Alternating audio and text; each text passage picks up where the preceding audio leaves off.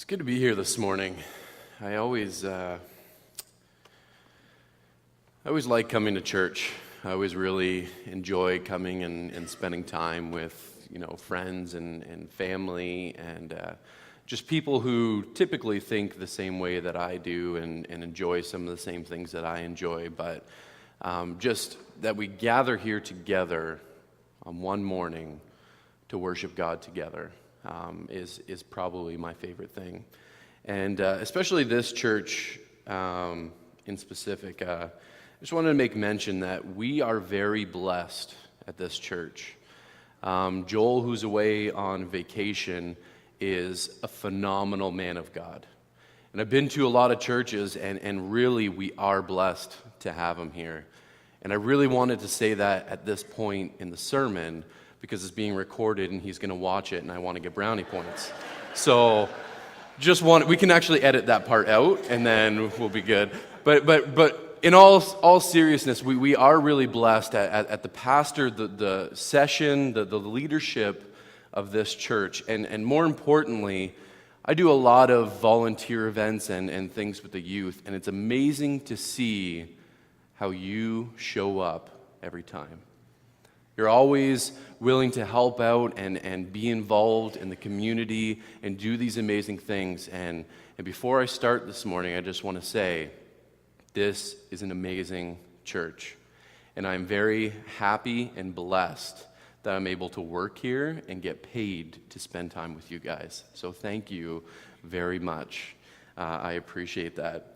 Now, switching gears, has anybody here ever woke up on a Sunday morning and not wanted to go to church? Now, I need honest hands, okay? Don't worry, the camera's not on you, it's on me. Honest hands. Has anybody here ever woke up and not wanted to go to church? Well, I've experienced that a few times. And I remember this one, it was at my last church. Don't judge me, but I used to go to a Pentecostal church. And I remember I really just did not want to go to church. I think it was about 15 or something, and to get myself up and get ready and then walk to church was just always a chore. And I said, you know what? I could sleep in. I could just sleep in and not go to church. But I'm like, you know what? I told some people that we'd hang out afterwards, so I should go. So I went to church that morning, and at school I was a drummer. Basically, I had a snare drum in front of me, and I would just drum on that one drum. And there was a huge worship service there in the morning, and then the drummer announced that he was going to be leaving the church. I'm like, oh, this is awesome. Like, I could do that, right? So after the service, I went up to the worship leader, and I was talking to him, and I said, I hear that you're looking for another drummer. He's like, oh, yeah, do you play the drums? And I might have exaggerated the truth slightly by telling him, yes, I was a drummer, although I've never played a drum set. And he's like, oh, perfect. How about next Sunday? Like, okay, I guess I'm getting thrown into the fire here. So I remember going into the church and playing the drums to try and, learn and teach myself. And so Sunday came, and I remember, again, waking up and just hitting myself in the head, saying, what did I get myself into? I really don't want to go to church this morning because I'm probably going to make a fool of myself. There was another time, I was about 18 years old, and I was running the youth ministry at that church. Apparently they liked my drumming enough that they kept me there. And I remember my senior pastor had said, Shane, do you want an opportunity to preach on a Sunday morning? I said, oh yeah, that would be great. That would be awesome. He's like, by the way, I'm not going to be there. I'm on vacation, so that's why I'm asking you. I'm like, okay, great. So at 18 years old, I'm going to be preaching in front of a congregation of about 300 people. First time ever. So I remember I was drumming that morning too, and I remember I had to get off the stage and go around. And I remember I could either walk into the sanctuary or walk out the front door.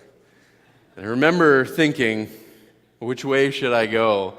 And I ended up going into the sanctuary and preaching, but I was so nervous that there was kind of like a flat stage. I ended up falling off of the stage in the middle of the service. So again, the next Sunday, I'm like, wow, I just really don't want to go to church because I don't know if I can face these people ever again, right? There's one more time that I remember that I really didn't want to go to church. And it wasn't on a Sunday morning. It was actually a Sunday night. At our church, we did these nights. They were called encounter nights. And it was just an all-out worship service. We turned off all the lights in the actual sanctuary, and people would just come and just enjoy the presence of God. And my church, they were a little bit crazy. They were somewhat crazy, excited about church. They absolutely loved to be there. It was a good kind of crazy, if you know what I mean. And we had just switched over to an acoustic set of drums with real cymbals. And I mean, I could hit these things so hard. But I remember I wasn't feeling well, and there was just something I didn't want to go to play drums that night, but I went anyways. And I remember I was just, not really into it. I was kind of lethargic, and I was playing the drums. And this one song we started to sing hit me so hard.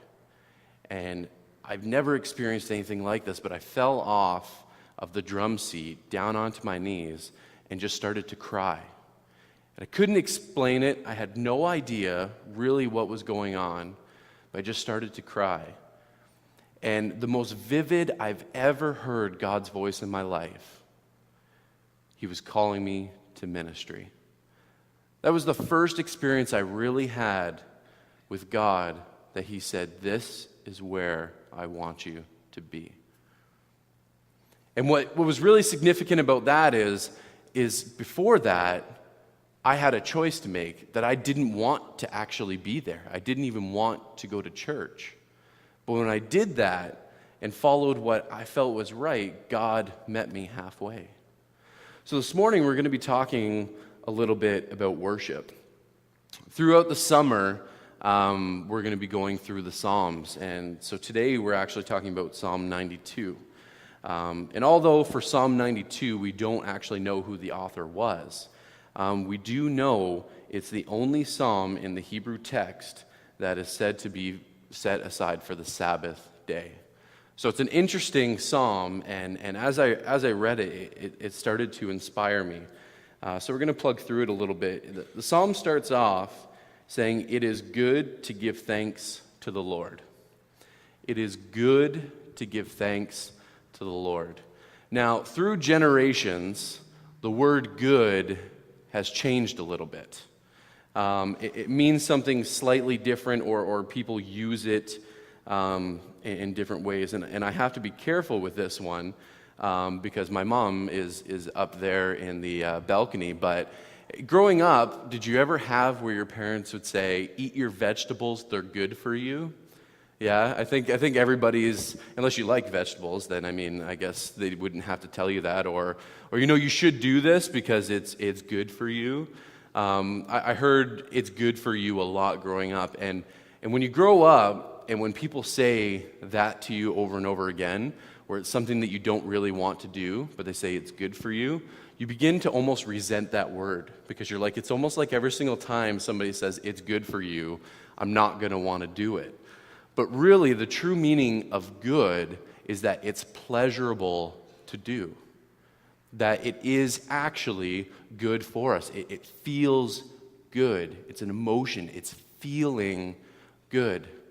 So now when I think about that and I read that verse again, "It is good to give thanks to the Lord," I think differently.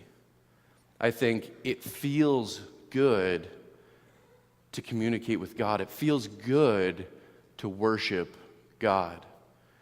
I know that there's been times in my life that it hasn't felt good to worship God until I start worshiping.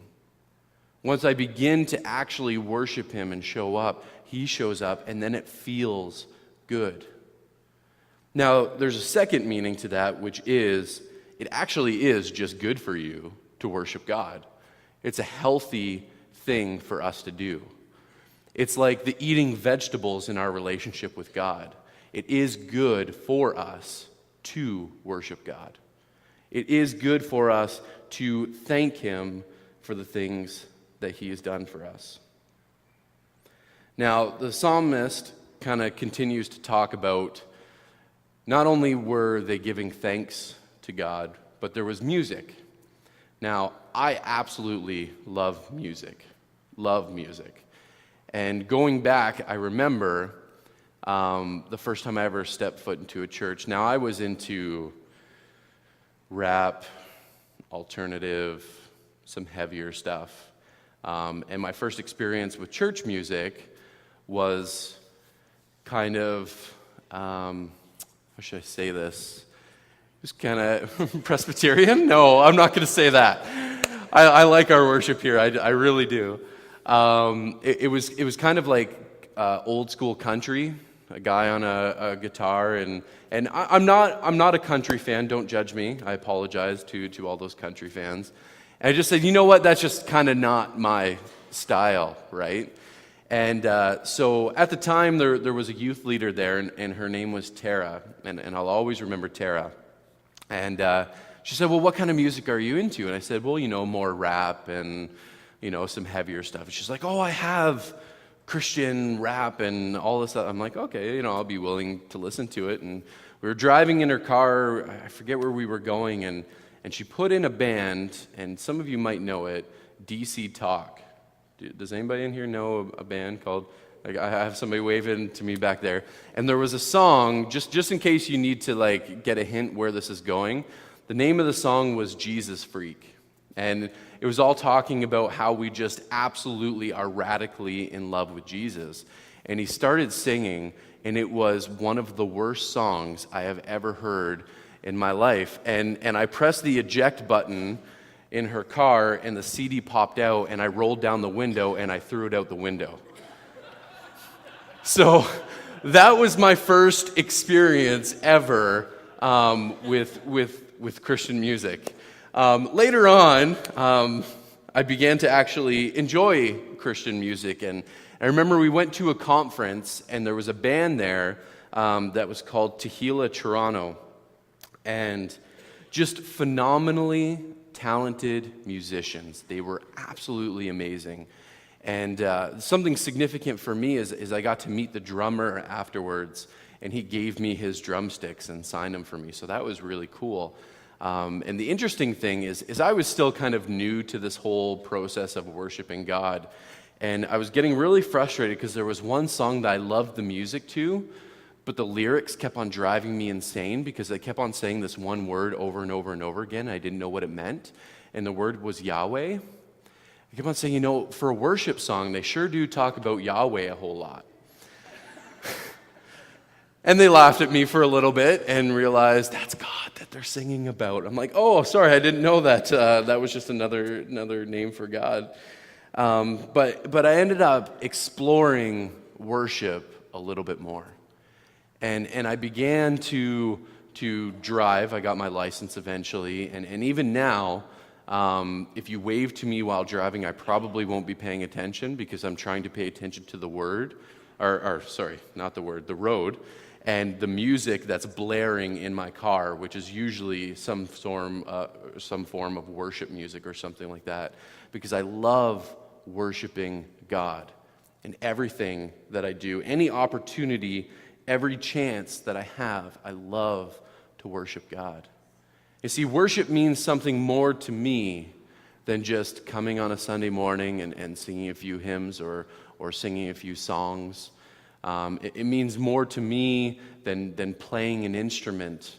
Or I must say, Jordan, that song was very beautiful that you wrote this morning, and I think that he did an absolutely phenomenal job. And we do have some amazingly talented musicians, but it means more to me than just that. It's not just a physical thing that we do on a Sunday morning, but it's a mental and a spiritual thing as well.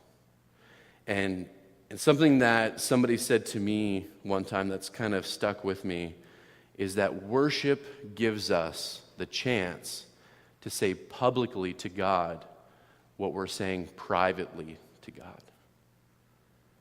And what that means to me is that when I come on a Sunday morning, when I'm worshiping with you guys, that's just a natural overflow of my private relationship with God. but I'm sharing it with you. And say that one more time, that worship to me is a chance to say publicly to God what I'm saying privately to God. And we do a lot of things in our private lives, some things that we're happy about, some things that we might not be happy about.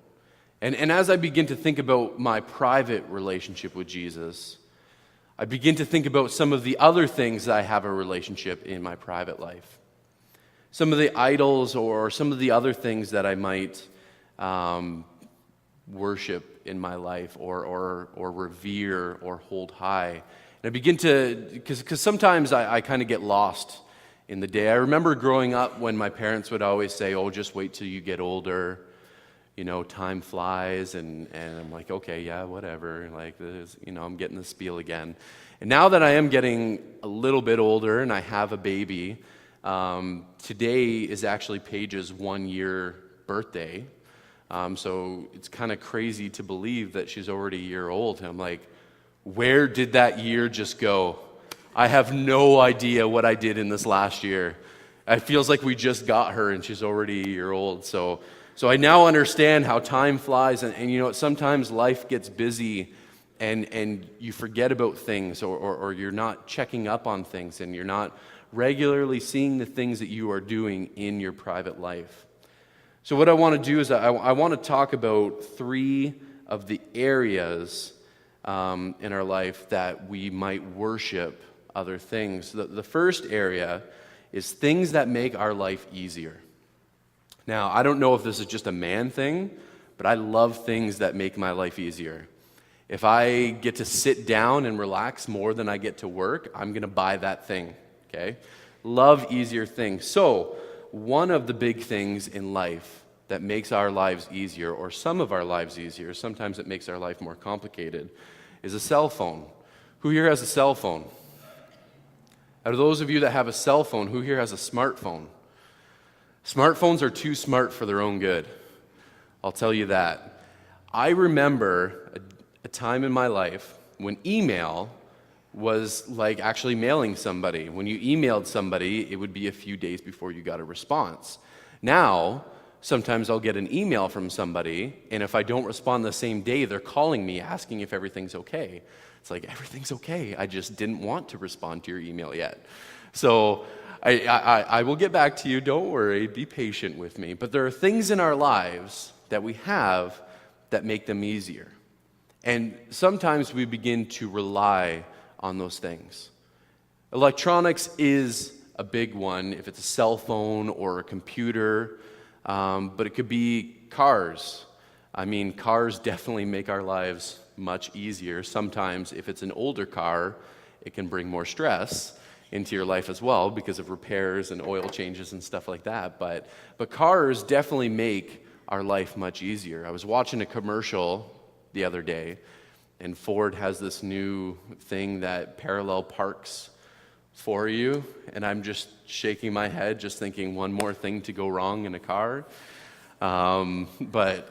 It's just amazing that people begin to innovate, right? They want the next big thing that's going to make your life easier. And it almost seems when you think about, 10 years ago, 20 years ago, where are they going to go next? Like, they just keep on coming out with these things.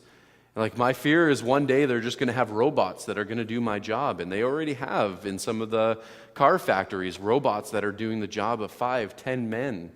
And people lost their jobs over these things. But it makes our life easier. So that's okay, right? It's not. Sometimes we have to take check of our life and say, what is there that doesn't need to be there anymore? So things that make our lives easier is one. There's another big one. Things that make our life more pleasurable. Now, there are things in life that definitely make your life more pleasurable. One thing that I did when I was growing up is I played a lot of video games. I played a lot of video games.